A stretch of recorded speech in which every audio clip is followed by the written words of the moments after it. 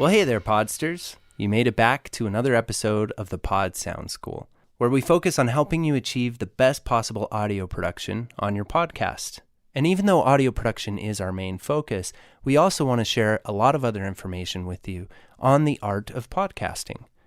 So for Season 1, I thought I would ask one of our esteemed research fellows, Veronica, to talk about a couple other topics with you. And for this episode, she'll cover finding your niche.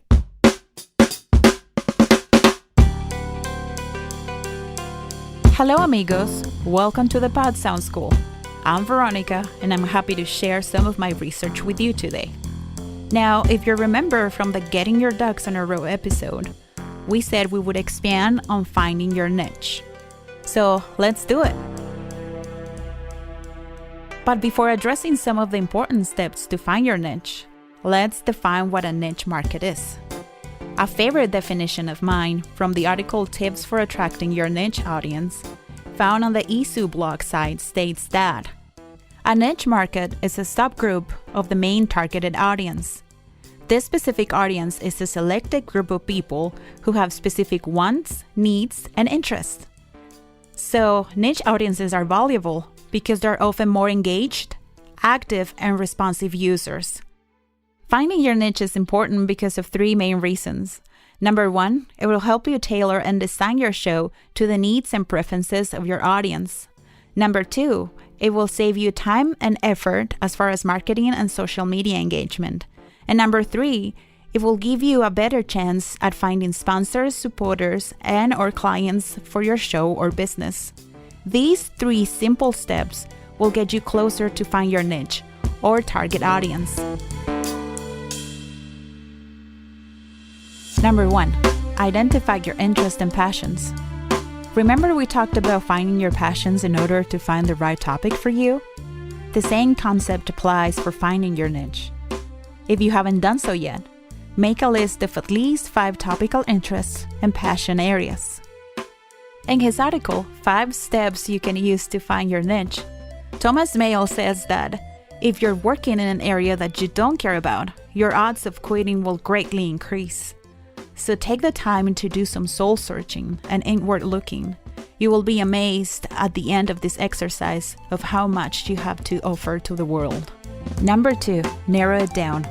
Once you have a list of all your interests and passions, narrow it down to those few things you're absolutely crazy about. Having a show is a big project that will take a good amount of hours of your time. Having a podcast takes preparation, planning, research, countless hours of recording and editing, promoting, etc.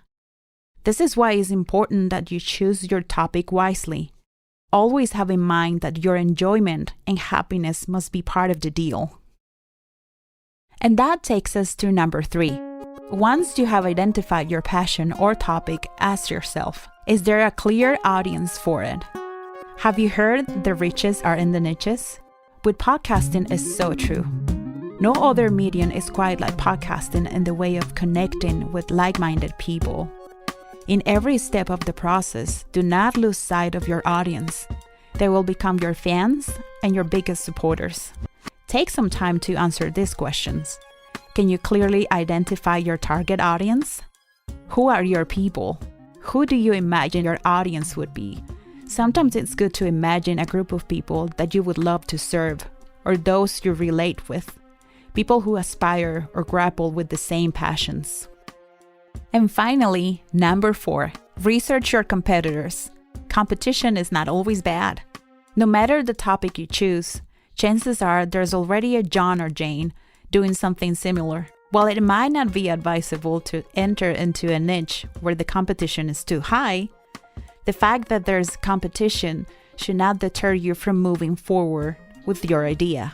Bring your lovely personality to the table.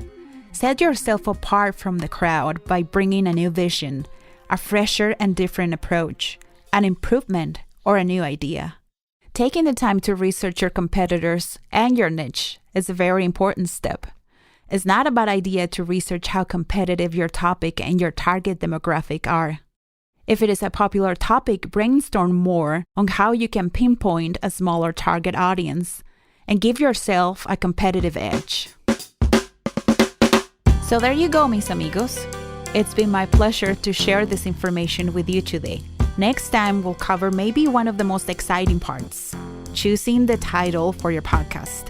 If you would like more information, visit our blog at podsoundschool.com/blog. Ciao and happy casting! Well, okay, Podskinators. Thanks for tuning in on another episode. While you're developing your show, if you have any questions at all, please don't hesitate to hit us up at any of your social medias at Pod Sound School. Also, you can head over to YouTube, search for Pod Sound School, and you'll see some fun videos there. And you can check out our blog, podsoundschool.com/blog. See you next time. Working from valuable learning experiences. Interest in work for which learners see a purpose provides its own discipline.